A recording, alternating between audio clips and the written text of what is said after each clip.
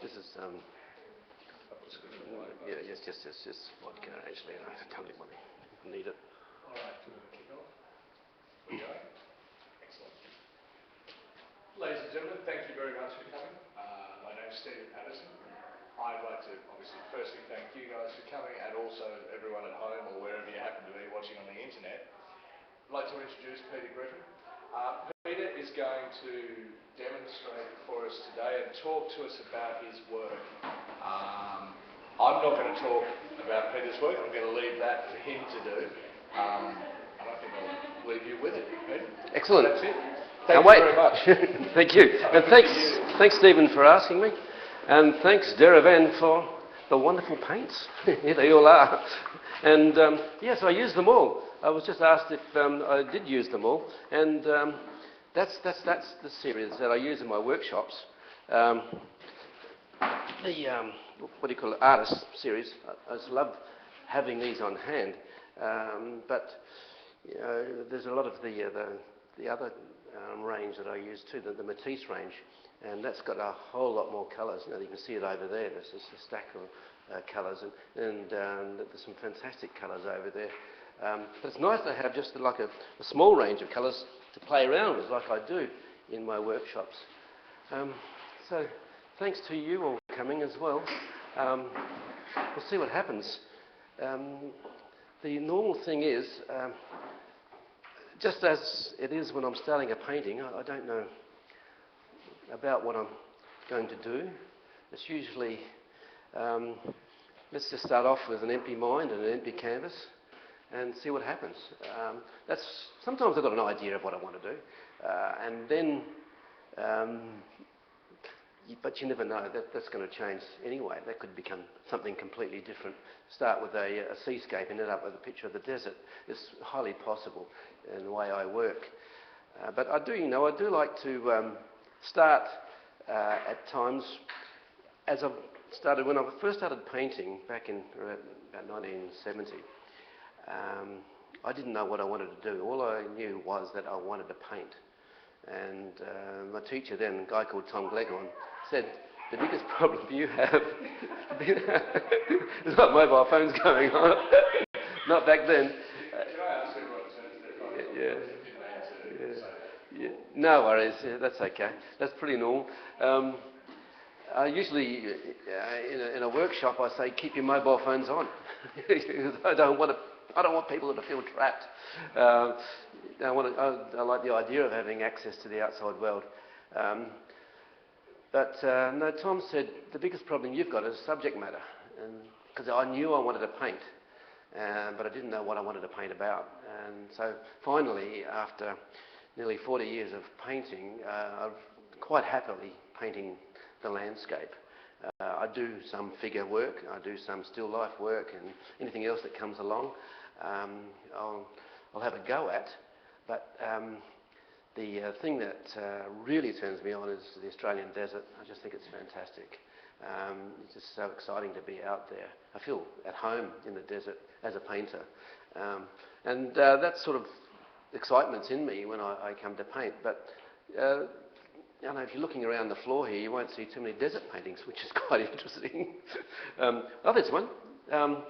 That's one of my... I'm still working on it, even though I've signed it, so yeah, don't take any notice of that. I went to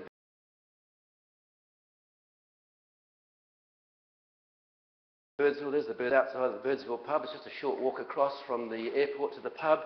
The guy that owns that pub, David Brook, was in my workshop class up at Birdsville, which I just recently had. Oh, sorry, you can't see that? Yeah, okay. Yeah. Turn it around a bit.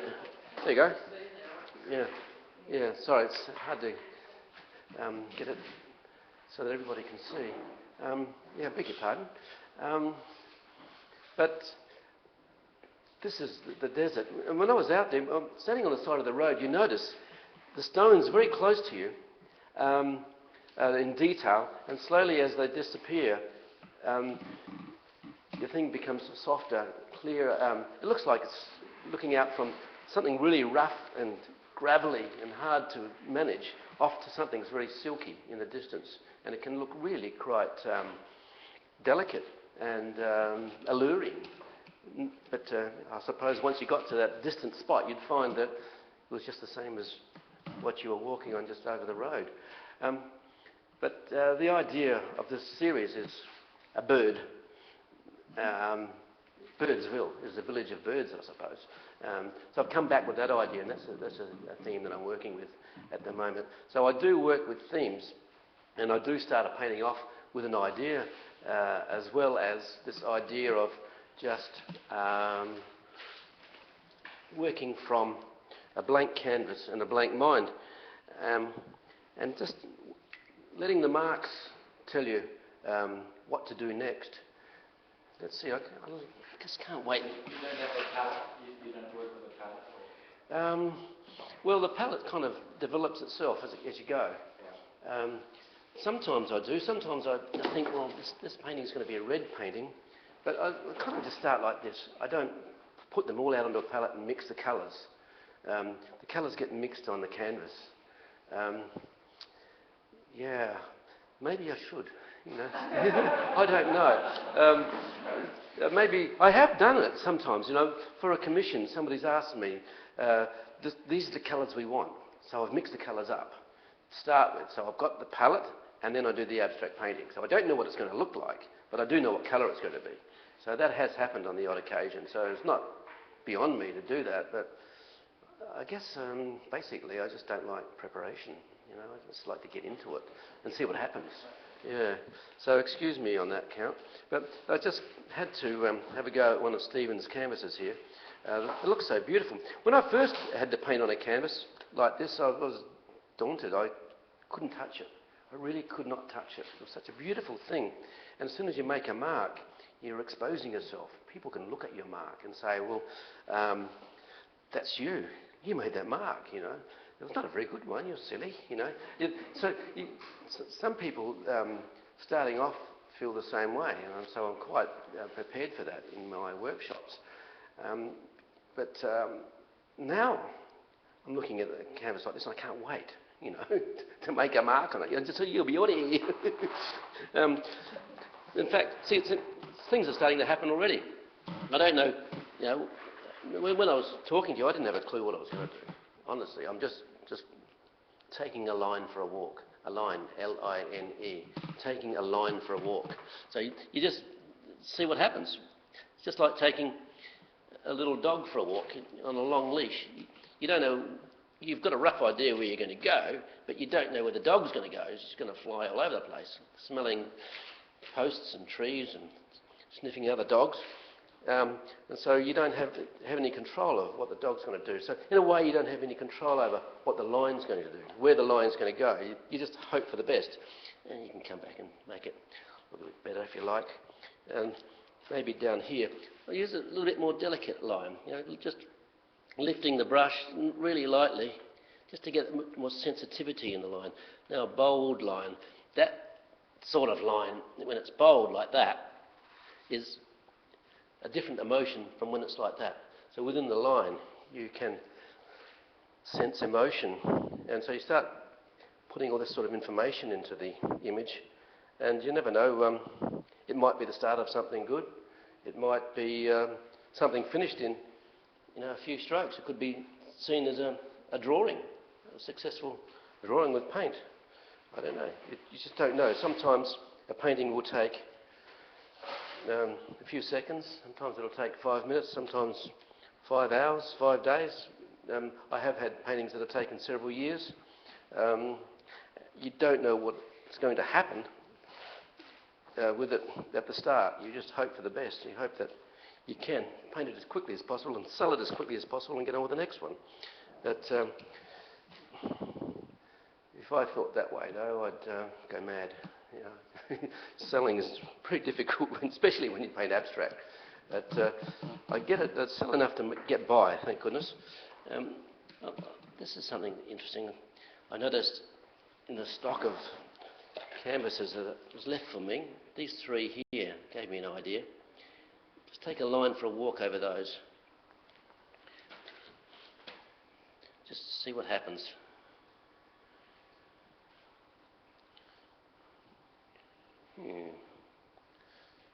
What needs something there? So this sort of thing works really well when you're in the right zone. Maybe with you guys around me, and I'm feeling slightly different from how I would feel if I was in my studio by myself, in a serene moment, making a line. And I feel as if you work your best when you're in tune with nature. Somehow, if you're out of tune with nature, then the marks you make indicate that. Do you often work with it on the floor? It's quite normal for me to be working on the floor, but then it could be on the easel or up on the wall. I don't mind. Either way, it's just useful sometimes to start the painting on the floor. You splash it all on and move the paint around, get the ideas happening, get the texture into the painting, free yourself up. Don't be so you've got past that white canvas thing where you feel held up. Especially with this type of painting too, because if I was working on the easel, there'd be lots of drips. So where am I going to start this one? Maybe like that. Yeah. Keep away from the corners. There you go. Right. That was nice. That was good fun. I really enjoy doing this. One of the reasons why I do it at practically every workshop I teach. I get everybody to take a line for a walk. It's a good way of loosening up, getting it out of your system, getting into another realm, getting into a pure abstract realm.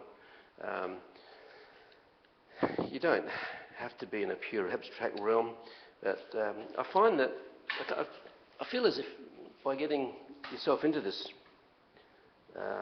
situation where you don't have to worry about what it looks like, especially when it's pure abstract, it just has to look good. It doesn't have to look like anything else though. It just has to look like itself. Sometimes when you put these three together like this, you can get a little triptych. It kind of looks interesting, maybe. And I'm doing a lot of paintings like this at the moment, where you put the thing together to get a story going on, an abstract story. Maybe that one should be up that way, for instance. That's all right, that's a bit different. You know, I like those two like that. That one seems to be the right one in the middle for some reason or other. What I like about this too, when you've got three things together like this, you've got this harmony here in each canvas, and then at the edge you've got like a discord. Suddenly that line comes to an abrupt end, and it's sort of like a staccato discord, something like aggressive happened to that line. It's been cut off, whereas this line is going on, flowing on in this area here. So you get a combination of harmony and discord in the image. And that's why I've got a few other paintings in here, like this one, for instance. This one up here is a good example. Can you see that one? Where you've got the there's this easel in the way. Just move it away. Whoops, here we go. Crash. Pardon me, sorry.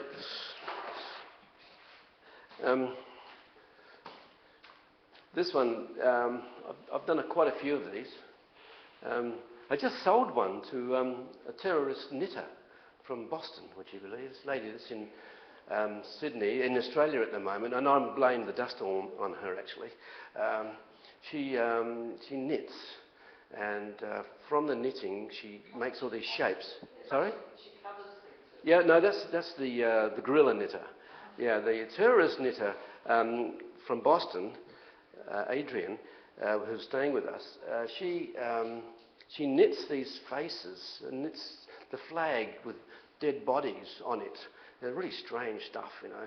So she's making a comment, which is something I like to do in my work every now and again, make a political comment. And she's been able to, she makes a teacup and a teapot and calls it Uncle Sam's Tea Party, which is referring to the war in Iraq. It's, so she's that's why she's known as a terrorist knitter. She bought one of these pictures, that's why I like to mention her, because she likes my paintings, and she gave me a couple of knitted faces in return. But she must have liked the idea of things coming to abrupt end at the edges. There's that harmony within these areas and the discord at the edges. This one's named after Rosalie Gascoigne, who did a lot of this sort of work, putting pieces of junk together, really, and making them look beautiful. And at the edges, you get the grain of the wood maybe ending, and one grain might be going that way, the other grain might be going this way, and so you get this really interesting pattern with the grain of wood. So I've used that idea in that painting, and so that's why I've acknowledged her. And I call that Rosalie's Roads. I think of them as roads, and so they're her roads as far as I'm concerned, because she gave me the idea. So it's nice, I like to be able to do that, to refer to somebody who I appreciate. And like I've referred to a lot of artists, the masters in my works, in a subtle way sometimes, because the work I do reminds me of somebody else in the past, like Henry Moore. I might call it Henry's Red Rock, for instance, a painting, maybe not, this is not a good example, but a red rock, this is like a red rock as far as I'm concerned. And this could have been called Henry's Red Rock. It was in fact called Radiant Rock. Oh, well, you can see it radiates. Yeah. This is a bit of a fun thing to do, because this is the rocks, the landscape, and here's the sky. So it actually is a traditional, very traditional painting. You've got the foreground, middle ground, background. Or the foreground, there's the middle ground, and there's the background. Which brings me to another point. In an abstract painting, just moving right along, you don't have such a sense of foreground, middle ground, background. If you're looking at, say, a painting like this one,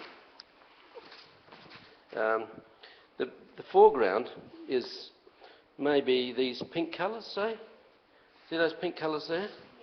Yeah. That red colour might be, maybe that green colour there. They all might be the foreground, but the foreground's up here and it's down there. The foreground could be, it's like it's everywhere, isn't it? And the middle ground would say maybe these colours here, they're everywhere. And the background, which is the sky, is at the top and at the bottom. So you've got the foreground, middle ground, and background all mixed up, all over the place. Not like in a traditional painting, foreground, middle ground, background. An abstract, one way of looking at an abstract is that it's something like the images are all in a clothes dryer, sort of spinning around, and there's no regard for gravity. This one here, this is could be Henry's Yellow Rock. Henry Moore did these beautiful big sort of rounded figures. That's what makes me think of these things. I just call it tilted yellow rock. But the idea is that it's a rock, and you're looking through the rock into the background. You see rocks with holes in them up in Central Australia, and so I like to use those little ideas in my abstract painting. Yeah, so I wonder what I suppose I should do some more painting. I've got all these colours to use. I might hang on to this one here. I like this. And it may, I may by the end of this session decide it's not good enough. I might want to do something more to it. And hopefully, in the meantime, it may dry off. One thing I like to talk about is losing control in painting. If in these paintings here that I've done already, I've had pretty well complete control of the paint. I've known what was coming next, in a way, because I knew the paint was going to do what I wanted it to do. But say you wet the paper,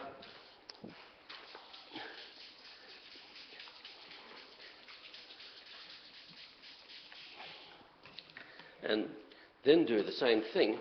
it'll be a completely different story, because when you go through the wet area, suddenly the paint's starting to do its own thing. And you've just got to let it do its own thing. And maybe if it does its own thing, then, see, when it's down here, where there's no water on the paper, it's a very clean cut line. Got very straight, solid, crisp edges. But where you've got lots of water on the paper, you lose control. And this idea of losing control is like, it's a chaotic moment in the painting. And I think it's very important at some stage to go into chaos with your painting. The chaos might happen before you actually start the painting. It might be chaos in your mind that happens. You may not. See, I didn't know what I was going to do before I started that one, so the chaos happened before I started. Now the chaos is happening after I start. And I think it's... well, I've got a theory anyway, that there's at some stage you've got to go out of control. You've got to go into chaos. And then you lose control, you go into chaos, you see what you've got, you analyse what you've got, then you simplify what you've got, and then you come out of the chaos with something completely new, something that you've never ever could dream of. You couldn't think of it up, because you've had to go into chaos to do it. And so it may not be, it's certainly not true of all painting. I mean, you don't necessarily have to do that, perhaps. That's my theory anyway, and that seems to be a theory that works for me. I guess it's this empty mind, the empty canvas, the empty mind when you start. But, let's have a look at another painting here.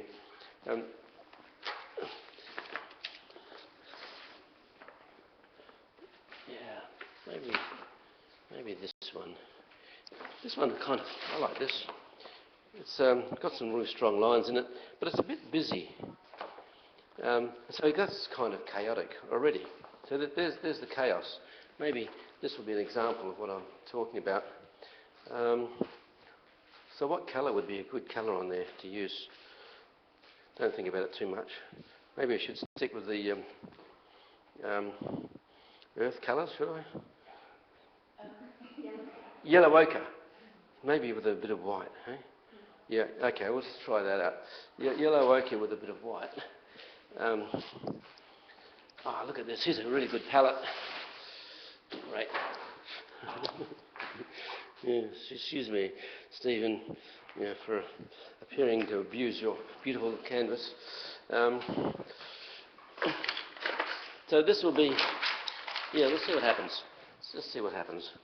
Yellow ochre. I like to put a little bit of white. So here I am mixing colours now. Kind of like to use a white. Acrylic paints do tend to go a little bit darker when they dry. And so one way of overcoming that is to mix a bit of white in with the colour.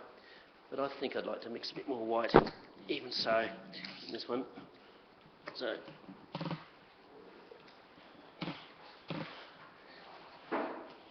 Now what I'm going to do is try to simplify this chaos. And one way of doing it is to block out a lot of the stuff that's there. So I really don't know what I'm going to block out. The only thing you can do is just get started and not think about it too much. And so in the chaos there are lines and shapes and forms that I can recognise, and edges. So basically what I'm going to do is follow some of the edges, block out some of the others, and sort of honour some edges and completely dishonour others. So you've got all these really good bits that you really like. You've got to think, well, do I really want them? Maybe I've got to sacrifice some of these things for the good of the painting. Oh, look, I've got a bit of black off the floor. Funny about that. Yeah. There's another bit. Gee whiz. Can you see that already? It's looking different, isn't it? And so you're starting to simplify it. So it's just an idea. I mean, you can do it with all painting. If you've got a very complex landscape, you can block out certain areas, flatten it.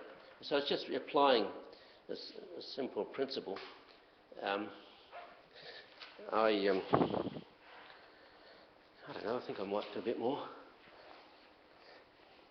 And a lot of this painting is using your intuition. You don't really know what you're going to do next. And sometimes you don't know when you're finished. Is that right? Everybody asks me, how do you know when you're finished? I'm amazed that nobody's asked me that yet. How do you know when you're finished? Good question. Stephen, thank you very much. Oh, you don't. You don't know when you're finished sometimes. I've heard some people say that you know when the painting's finished when it goes click. You know when a painting's finished when you've gone too far. You know, oh yeah, it was finished. But I think in the end, you've just got to use your judgment. And because I think we're all sort of natural beings, and a painting has got to be something that is in harmony with nature. So if you feel as if you've tuned the painting in to be in harmony with nature, and you're a natural being that you should be able to recognise that, then it's finished. Because it's in tune with nature, some natural vibe going through the air. So in the good old days we were used to tuning in the radio. It's the same thing. Get it when there's no more crackling going on. It's just there's clarity. You can intuitively, instinctively pick that it's finished. So you are after some sort of symmetry and form there? Well, according to nature, yeah, but it could be something. These are really weird paintings over here. This is a strange thing. I think that is. I think this painting is in tune with nature. Yeah. Don't ask me why. It just looks like it is.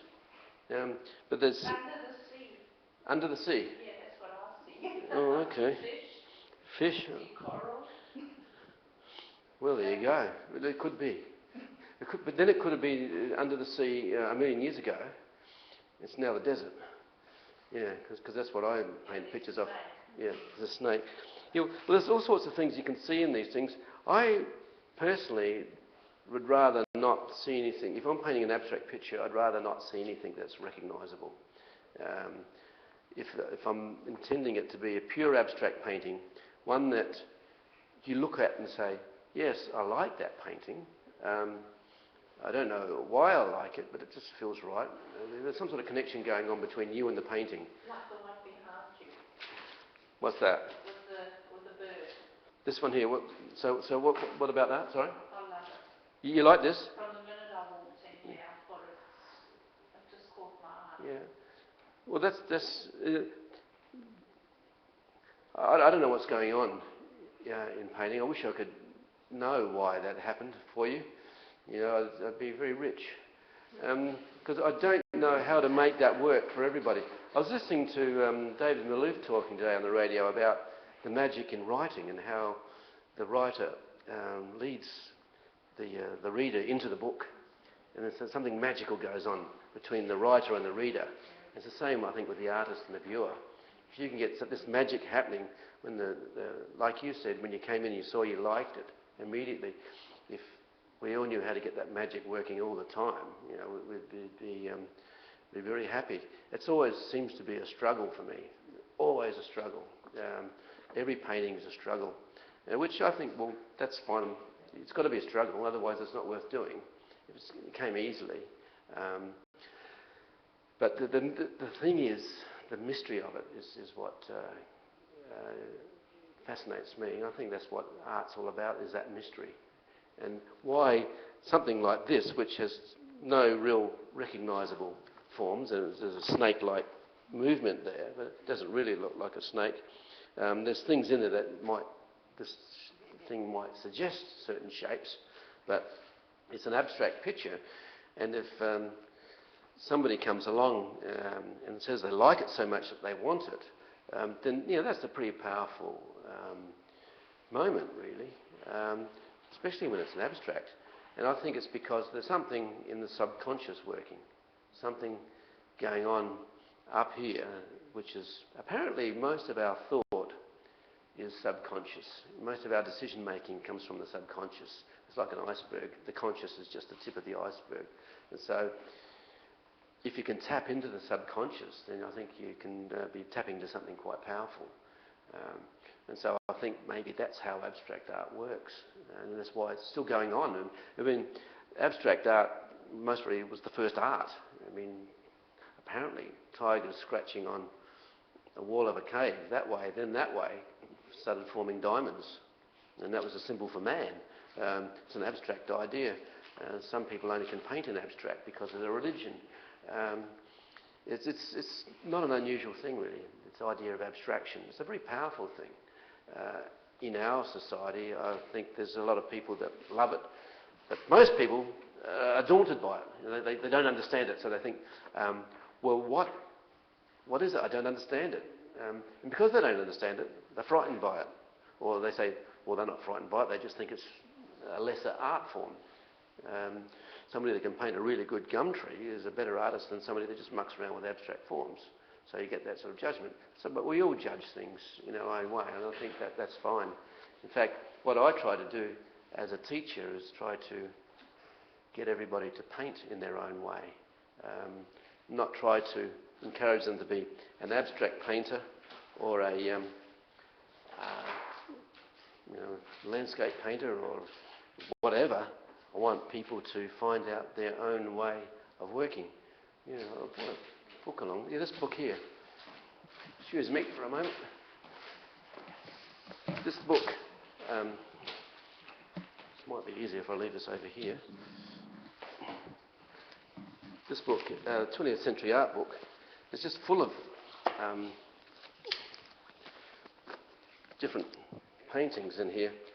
I mean, I can't show you very well, but every page is a different type of painting.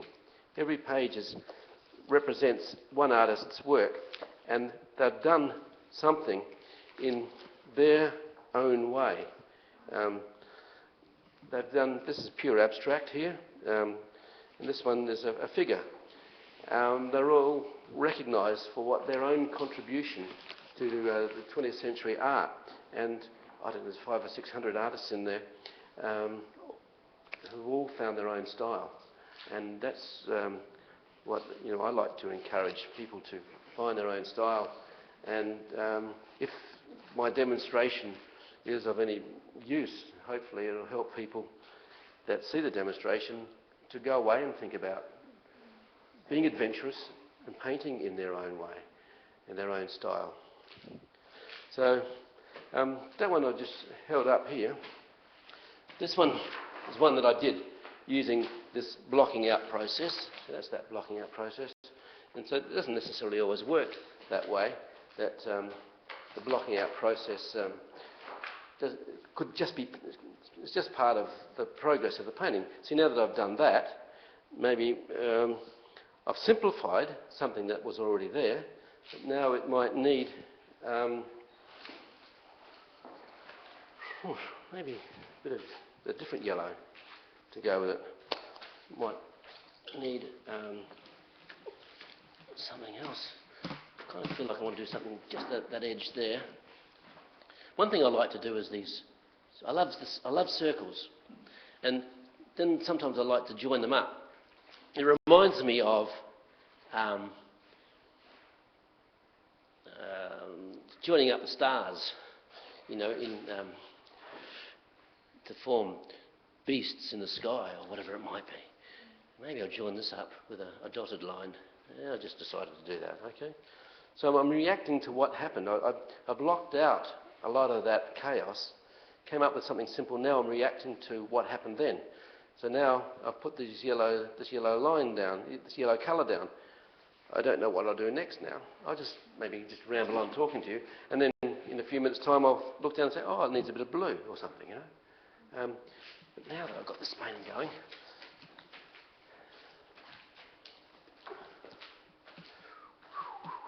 This one here. See, I've got this started now, haven't I? This painting. I told you it was a palette, but I was only misleading you. I was starting a painting off. I was doing 2 paintings at once. And I like to do that. Maybe get a bit of white on there. Yes. Thanks, Derivan. What colour do I need? Oh, yeah, vermilion, my favourite colour. Yeah. I bought my wife, Denise, she's watching too actually, a car, little Beetle, this colour. And do you know what? You couldn't tell that any dust had fallen on it. It was exactly the same colour as the dust. Yeah, this is good fun. Yes. See, at this stage of the painting, you're so free to do what you want to do. But you don't know what's going to happen, though. You know, it could that's a nice shape. Sorry? What about your baskets? Oh, I get a good mass out of it.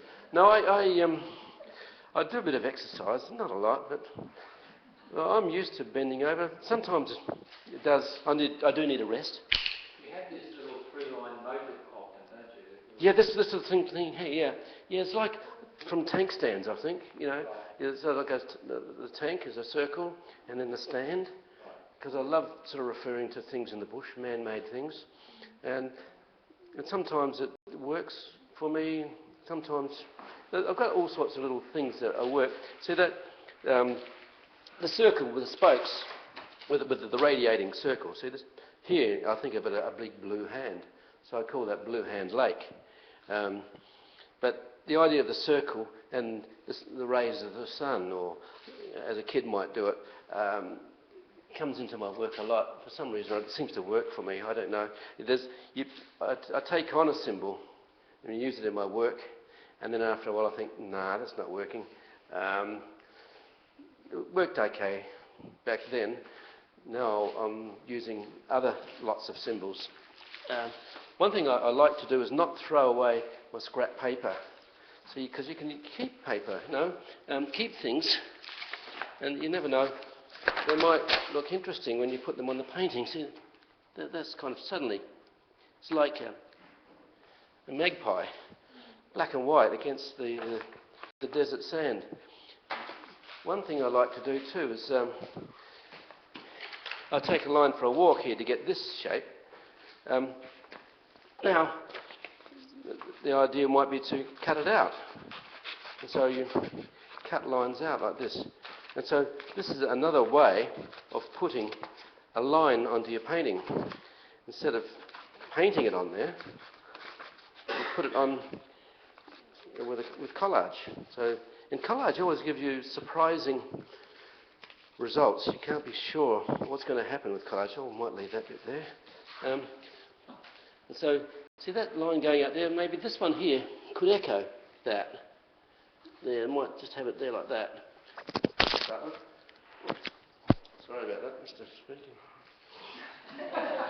What do I do with this?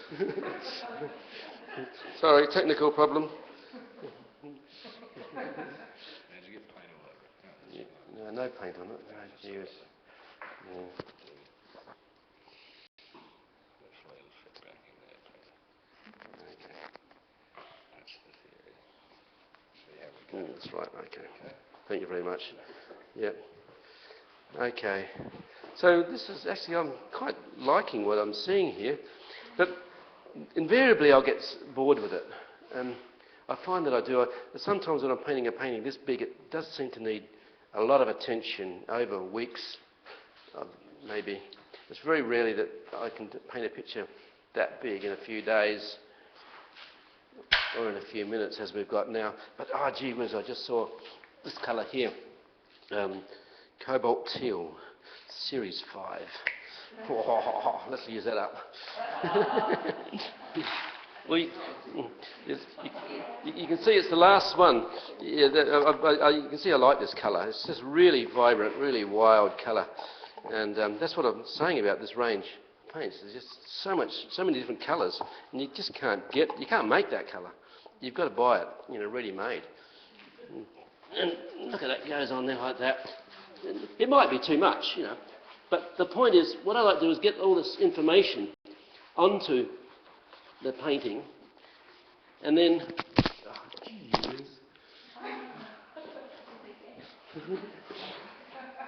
Maybe I'm going to have to weave it under my shirt or something. Yeah. Hope Denise is not watching. Yeah. Yeah, that's very good. Yeah. Yeah. Yeah.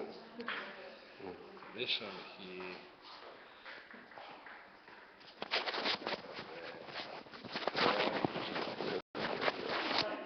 Round your ear.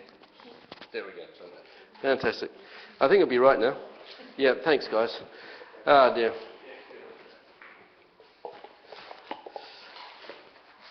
Okay, let's get back to where I was. When you see, now there's the colours are starting to mix, right? Wet into wet. This is the wonderful thing about acrylic paint. You can paint wet into wet. And you start to get colours that you didn't expect, because that's a mixture of yellow ochre, white, and now this cobalt teal. And look at those beautiful greens you're getting in there. Really sort of earthy greens. Yeah. So, oops. Actually, I have stuck paintbrushes onto my painting, so I could do that, leave that there, and that could become part of the painting. And I've got examples of paintings around here where, I'll just leave that, okay. Sometimes the phone rings, so I had to stop painting, and I come back, oh, that was all right, I'm glad the phone rang. It just rang at the right moment. Where's that painting? You see, there's all sorts of things stuck on this. This is a wardrobe door. That's a wardrobe door. A very good friend of ours gave us his wardrobe, and I've got 4 of these. And that's a gourd turned into a bomb. It's a bit of a political statement, but it's about, I do get political every now and again. But that is all acrylic paint. Even the rocks are stuck on with the impasto medium. And then there's a lot of polymer gloss varnish going onto that, lots of stains. This stuff here is stuck on with most probably the impasto medium. I love doing that, but this is all done with stuff that I found out on the road or under the tree. This is had strawberries in it once, or something like that. But now Derivan are making these dry mediums. I should have some here. They're really good, and I would like, I've actually done a painting with all the dry mediums, just to have a go at them to see how they'd work out. And this one, which is called a prison tree, which is in the Kimberley. So this is one painting I started with, knowing what I was going to do. In the studio, sort of thinking about the prison trees up in the Kimberley, where they hollow them out and use them for prisons. But the amazing thing about these trees is the texture. Oh, here we go. There's they all come these little bottles, and this is glass beads. I've put glass beads on here somewhere. Maybe where are they? Can't see from this angle. But they just put on a lot of you can use polymer gloss varnish, or I used the impasto medium, and then just poured these on and made sure they stuck there, and then poured the polymer gloss varnish over them, just to, once they're all dried, put the varnish on, and that seemed to seal them all off and lock them into place. But there's a whole range of these dry mediums, which is fun to use, and in fact I've used a whole lot of them on this particular painting to illustrate. The whole idea was to illustrate how to use them, and I've actually labelled them, and so by applying them onto the surface I've created this really interesting texture, which is related to the texture of the boab tree, which is really amazing. And the boab trees are actually graffitied too. People carve into them, so they're really amazing looking things. And so I've actually labelled what each particular thing is that I've used. The glass beads, the marble dust. There's a bit of, what is that one, graphite, quartz, there's all sorts of things on here. What's that, pumice up there? And so it worked for me as a way of painting the boab tree. But I've done a lot of paintings with marble as well.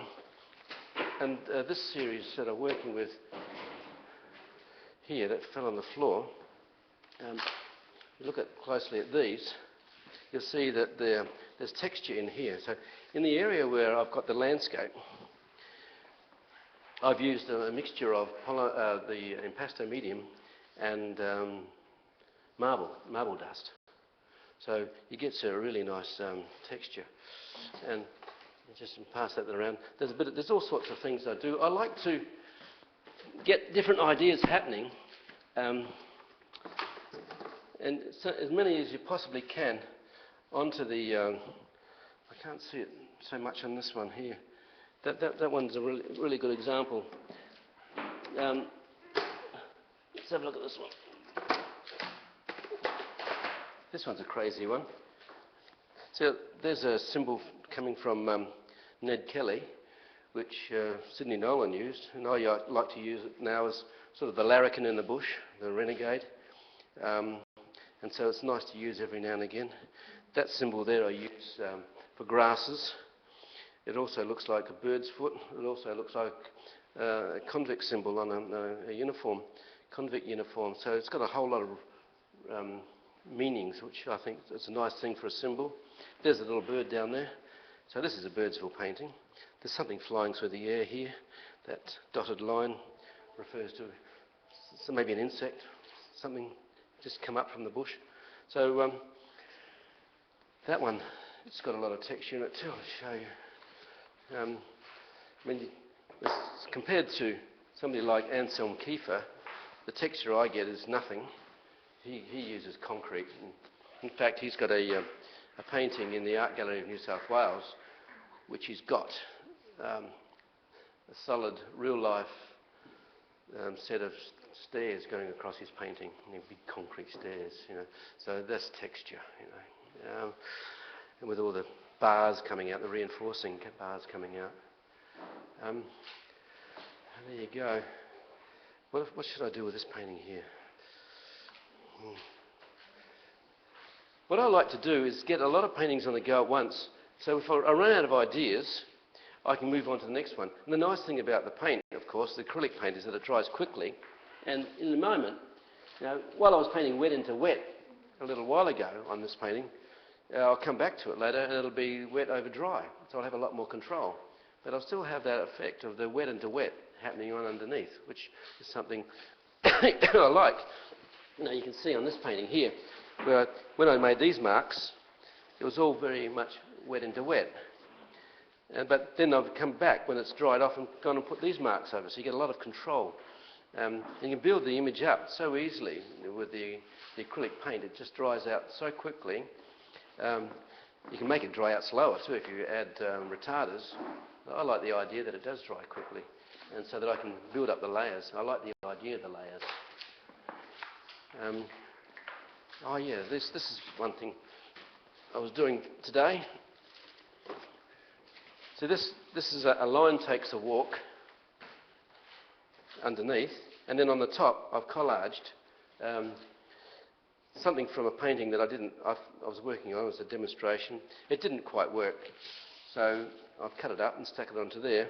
And then this is something that I did on plein air up in Arnhem Land. So when you put the two together like that, you've got a painting which I call Arnhem Land No. 1. And whereas this is as I saw it, and this is how I dream it. When I'm looking back, I think of Owen Pelly, the pathways, the bush, different marks up there. And so there's two different ways of saying the same thing. They're both about Arnhem Land. So I put them together to form one painting. And it's a series that I'm working on now. A lot of pairing up. There's a couple more here.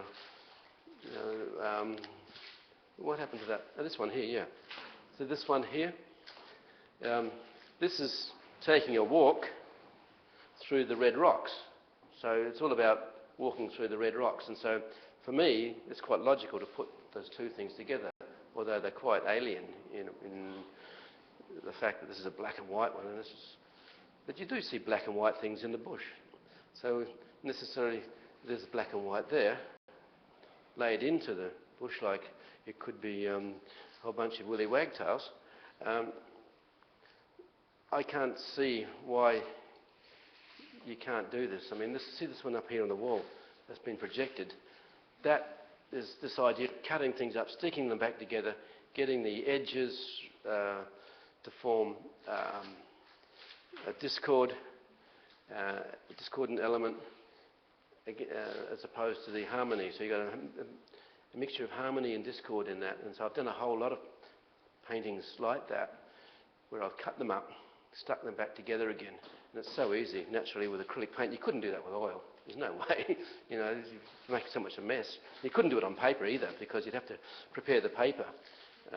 And with the oil, with the acrylic paintings, you don't have to worry about preparing the paper because it's not going to attack the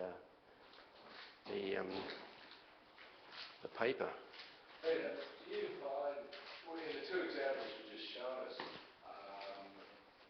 your painting in situ or on plein air are quite different from the work that you've done in the studio? And traditionally, abstract artists tend not to paint on plein air, they tend to paint in the studio. I say traditionally. Yeah. Do you find that there is such a difference between your work painting in the studio versus out with the subject in front of you? Yeah, when you're outside in front of the subject matter, it's just mind-blowing because nature is so beautiful. And if there's a God, it's Mother Nature. She's bloody marvellous, as they say in the classics. So do you rely on photographs at all? I have used photographs, yeah, and I think that's a really good idea to use photographs if you need to get the details. So I've actually taken photographs in the bush, come back in and painted from the photographs, but it's unusual for me to do that. Do you sketch or do you just paint? Yeah, I do both, yeah. If you go to my website, you'll see some sketches from Italy, yeah. But normally it's the painting that I love to do. If I go out on plein air painting, that's usually with a brush and the paint. And this acrylic paint is fantastic for it. You can build the acrylic out there. And a lot of people worry about the fact that it dries quickly. Well, that's the thing I love about it, because it dries quickly. You can build and build and build, and I rely on that. But when I'm in the landscape, Mother Nature is so powerful that you feel as if you just want to paint what she's got to offer you. So there's a big red cliff, and there's a lovely white sandy creek, and beautiful gum trees with bright green leaves, and a beautiful blue sky with fluffy white clouds. And that's all I want to paint when I'm in there, out in the bush. When I come back to the studio, what I think about is I just dream, and don't necessarily refer to what I've done in the bush. I'll put those aside. That was one series of works. The stuff that I do in the studio is normally my abstracts, but it doesn't have to be that way. It depends on how I feel at the time. Normally. Yeah, I don't know how we're going for time. Do you think we want to? Yeah, there was something else I was going to say. Yes, I know. I just wanted to, I showed you that one there, and this is another one that I'm working on. So before I got to that stage, that was the stage I was at. So I start with that sort of thing. A line takes a walk over a white canvas, and then sometimes it works at that stage and I can just leave it like that. But other times I think, well, I've cut this painting up, and I'm going to try putting this onto here now to see what I get. Maybe I'll get something where you get this interaction between the first image and the image on top. And there's such a thing as a palimpsest, which is a parchment which has been worked on by a monk. Maybe 100 years later, another monk gets hold of this parchment and has no value in what was written on there, and scratches it all out and writes over the top. And then we now see two parchments, two lots of writing. We see the stuff on the top and the writing that's been scratched out underneath. That sort of comes through as a ghost. And so this idea of the palimpsest I find really useful in my own painting. So you get this image underneath, another image on top. And hopefully, you know, if you're lucky enough, they'll kind of marry together. And it's a very discordant way of working, because you've got harmony in this top image, you've got harmony in the bottom image, but together there's a lot of discord because you just layered the collage over the top with apparently no regard for what was underneath. And it can... the polymer gloss varnish. That's the stuff that I use most of the time in the studio. I wouldn't be without it, because you can use it to size the paper, you can use it to mix with paint to give them a glossier look. Oh, that could be useful, yeah. You just never know what's going to happen. Hopefully I'm not dirtying the floor too much. The thing is, you can use the polymer gloss varnish as a glue as well. And then you can varnish with it even, which is amazing, isn't it? So I've got that painting there, and that is going to be half of maybe this painting here, which could be Coburg Peninsula, or no, you put that together like that. They're both about Arnhem Land. So this could be Arnhem Land number 2. Just as easy as that. Or I think this one might work better with it, because there's different shapes and forms in this one. I think maybe this one works better. It's hard to show you, but that would be the way it would work out. So that would be a new painting. So I'm thinking about that. And once I've mucked around with this collage, I can stick it down, then brace the two together, and I've got a new painting. And that's kind of what I'm doing at the moment, apart from a lot of other things. I like to work on all sorts of things at once, but this particular series is consistently going through one after the other. If it's a thicker canvas like these two here, you just have the screws. You just put the screws in there like that. That's quite easy. But with something like that, you have to put just a piece of timber across like that. Yeah, I think. I've done that as well. It just gives me something different to do. I'm always looking for something new, something to keep me amused, because I do it all the time. I don't want to get bored. And it confuses the critics, I think, and the curators and all the tastemakers. They think that I'm all over the place, and it's highly possible that they think less of me because of that. But well, that's too bad. I'm happy. I'm doing what I want to do. Peter, speaking of curators, you've got an exhibition overseas at the moment. You're exhibiting. Not at the moment. Hopefully in England next year. I'm hoping to do a workshop in Norwich at a small art fair, so I'm hoping to exhibit there. I've got a workshop in Italy in June. Come to Italy, you guys. You don't have to paint like this. You can just do your own thing, but I'll be there and to talk to you about your work. So that's something for next year. And I might even actually go to LA after that. But somebody that saw my Birdsville workshop on the telly, and so they reckon come to LA and teach there. So I don't know whether that's leading. I've done a lot of exhibitions overseas, about 5 in London, 4 in Paris, and a few others here and there. But I'm not pushing that at the moment. It's interesting. I'm more interested in the teaching. Yeah, that seems to be the flow at the moment. I tend to do that, go with the flow.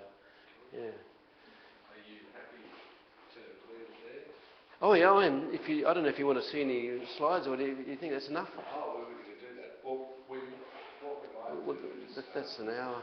Yeah, we might carve off the internet, and if everyone's happy and wants to stay with it, I know that Peter does have... I know we probably shouldn't do that. Would you want to talk to a couple of the slides if you feel like you do? Oh, I don't know. I don't want to bore people too much. I'm sure everyone would be keen to see this. Just a few minutes then. Okay, we've got them. We've got it so nicely set up. We've got to use them. No, keep it going. Yeah. Keep it going. Yeah.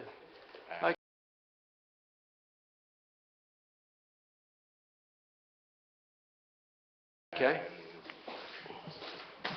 One of the family of these. You see how I've stuck this one together. There's two paintings I've stuck together. With this series, that's quite huge. About 6 foot of paper, work on paper, very expensive to frame. And it's just done with lots of paintings stuck together to get one of my Life on Earth series. Next, thanks. Is it on, have you stuck it down on the camera? Not yet.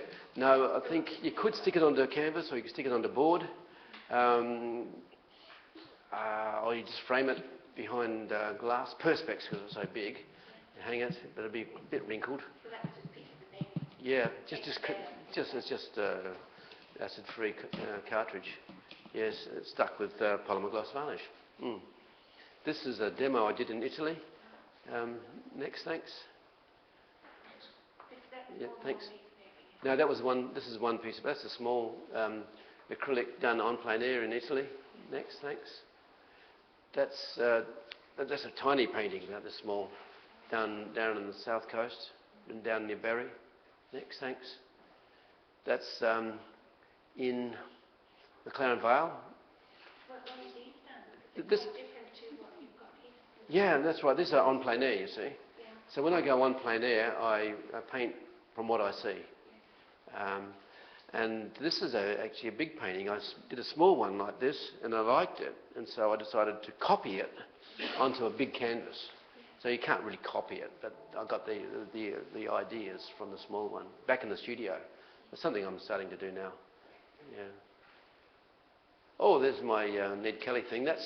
See, behind this figure is Glen Helen Gorge near Alice Springs, and I was never quite happy with the painting, so I put this rascal in the foreground. Yeah, just something different. Yeah. Okay. Thanks. This is, as you can see, approaching storm. I think, for some reason or other, I think it's in the Riverlands, and that's the Murray flowing there, the blue line. And here's the storm coming in the shopping trolley. Yeah. Yeah. That's an acrylic on canvas. Yeah, thanks. This one's a really big painting. I used a great big sort of squeegee thing I got from the hardware shop to get those marks. It's about 6 foot high. Yeah, it's a bit of an unusual one. So instead of a big bit of sponge or something? Yeah, like you get a squeegee thing, it's got a spongy thing on it, and I don't know what it's used for, but it looked right. I got it from a cleaning shop, so it was something for cleaning, and so it's about that wide, and I just soaked it with paint and just made these big marks. Oh, thank you. One piece of paper? Yeah, no, that's a canvas. Yeah, that's right. Somebody How many layers are there? Would you have done 4 or 5 layers? Yeah, at least. Yeah. You start it and change it and muck around with it, and paint over bits of it. But that one happened quite quickly actually, because I had a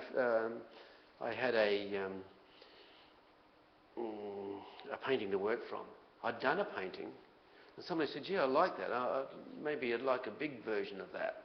So I looked at that small thing and thought, well, there's the ideas, there's the colours. I had the palette, and away I went and did that, and they decided not to buy it.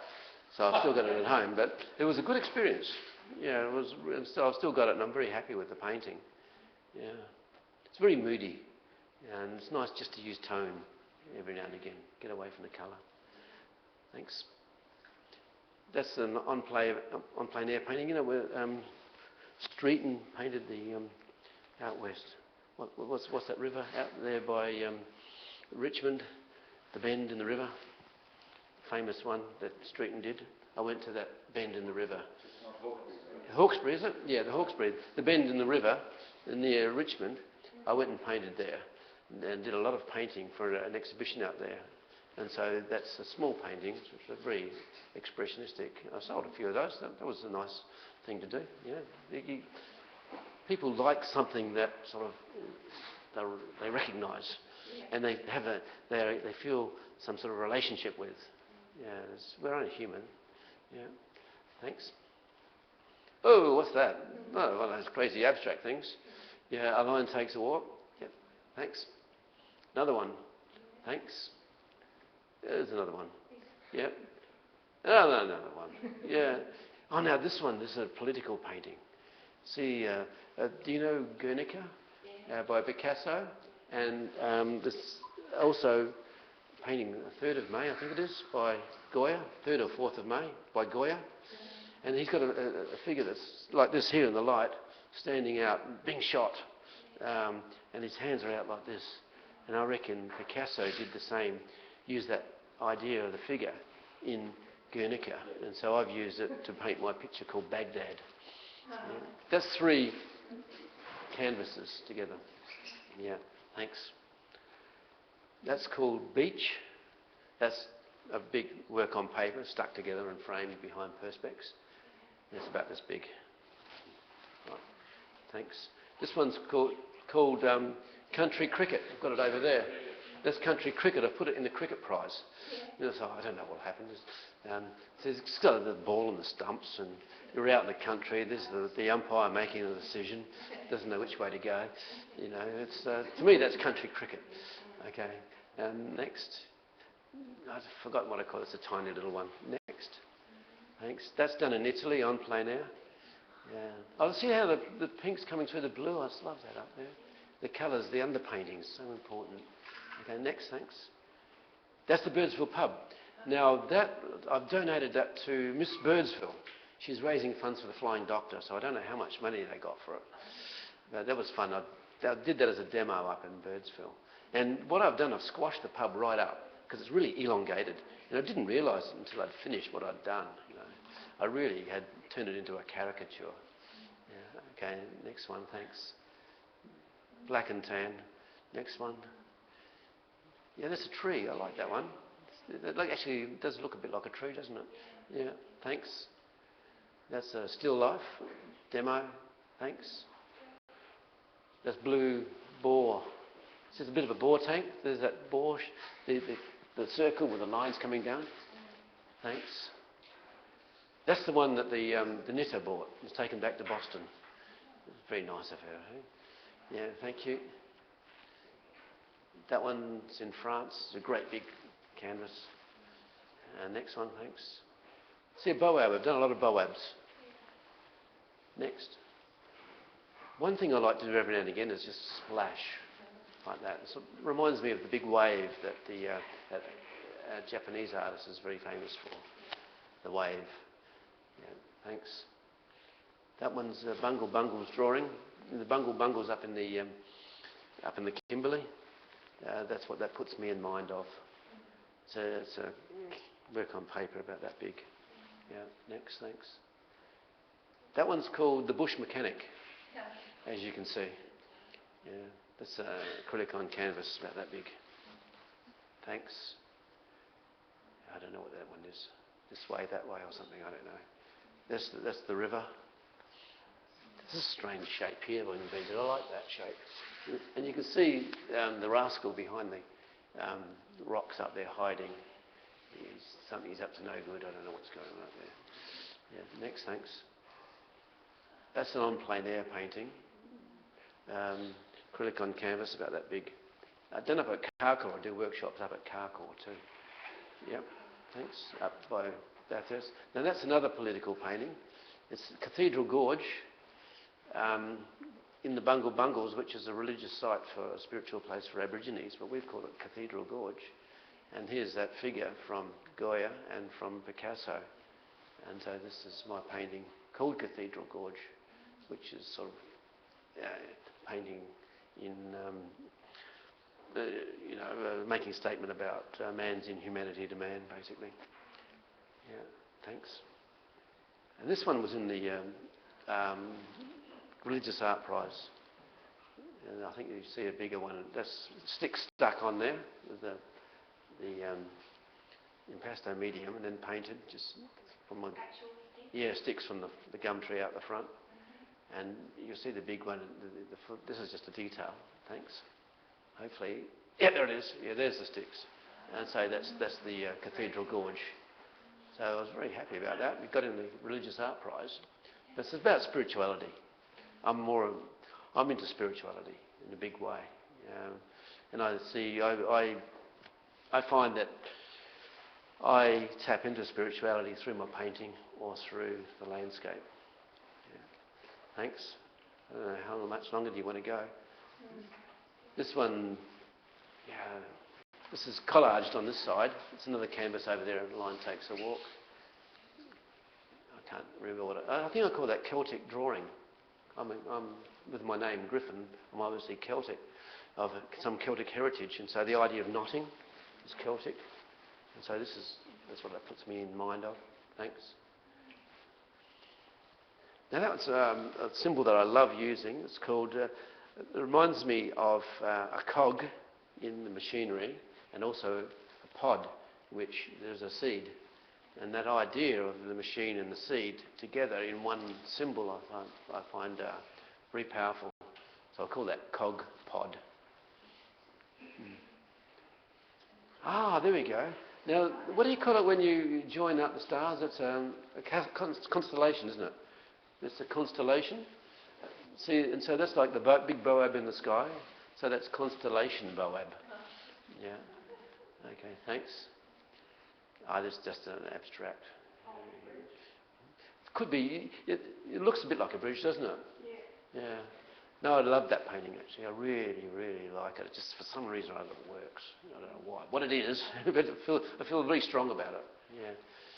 Yeah. So it's funny, because it's, like I said, it's just an abstract. There's something about abstract. It can really talk. It can say something to you. That's what I find anyway. Okay. Yeah. Yeah, exactly. That's in Italy, on plein air. That's where we stayed, in that building. Yeah, thanks. That's a demo I did in Italy, and so all these black and white bits are collaged onto